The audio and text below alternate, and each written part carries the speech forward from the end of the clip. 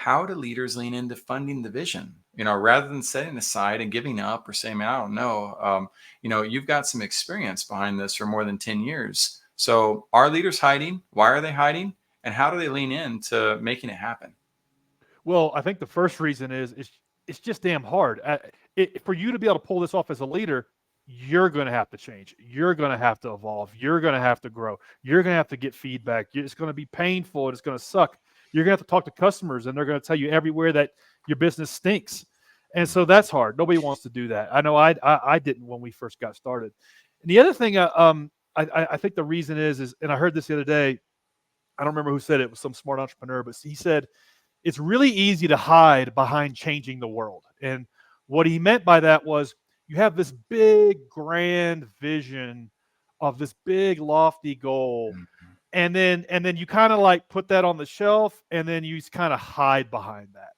And Right. it's not easy to hide behind we're going to get 100 new customers next week. But I can't be held accountable for changing the world, right? Exactly. So you're absolutely Exactly. right. Go ahead, hit Yeah, it.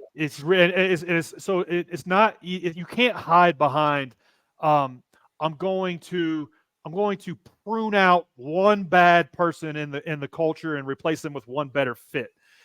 You can hide behind with we're going to have the best culture in our industry and the best team attitude. It's easy to hide behind that like vague goal, Yes, but it's not easy to hide behind something that's very practical, tactical, that has to happen in the next, 30 days. And absolutely. and, and so I think that's one thing that holds up a lot of new founders, not a lot of new leaders, is like managing back to something that actually is a small goal. Like set small goals and then rinse and repeat. And yeah, put the big goal on the shelf, Love but that. but fall back to the habits. They're huge. Well, and that's the healthy combination between BHAGs and SMART goals, right? The big, hairy, audacious Right. goals that drive us for the reason and the purpose, but at the same time, the accountability of are my actions in line with what I want to accomplish. If you're refusing to address that or recognize that, or you're not open to feedback for it, you mentioned, customers and in the early days not wanting that feedback.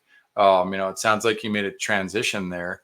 I honestly don't know where my transition was, but I freaking love hard feedback. Like I live for it. That's It's what free helps R&D. me know how to move everything forward. But it's sometimes it can be a challenge to get out of people. And more importantly, if I'm working with entrepreneurs, it can be hard to inspire them to want it. How did you make that shift? Yeah, well, for us, it was like a back against the wall.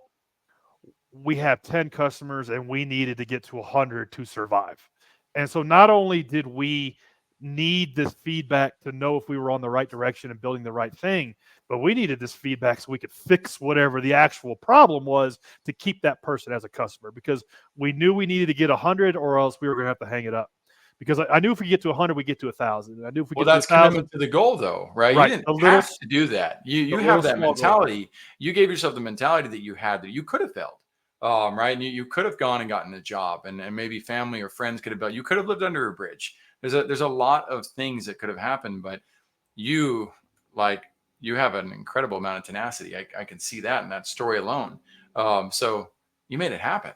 Yeah, and quite frankly, the other thing was the book Lean Startup by Eric Ries, and then his Mhm. his uh, his mentor was a guy named Steve Blank. He wrote a book called The Startup Owner's Manual, and these two books, basically in like 1,000 pages of text, beat into your head that if you're going to make it, if you're going to survive, you have to get out from behind the laptop and go talk to your customers, Go listen. and that's it. And if you don't do that, then you're going to waste 5 years building the wrong stuff that nobody wants to use, and you're going to beat your head against the wall, and you're going to be upset, and you're going to be wondering why things aren't working because the phone number is not going to your cell phone.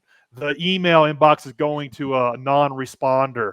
Like you don't even have 100 customers. Why is the company email going to a do not respond at? It's like Right. you need that feedback to pull this off. And so those It's two huge. books were really instrumental.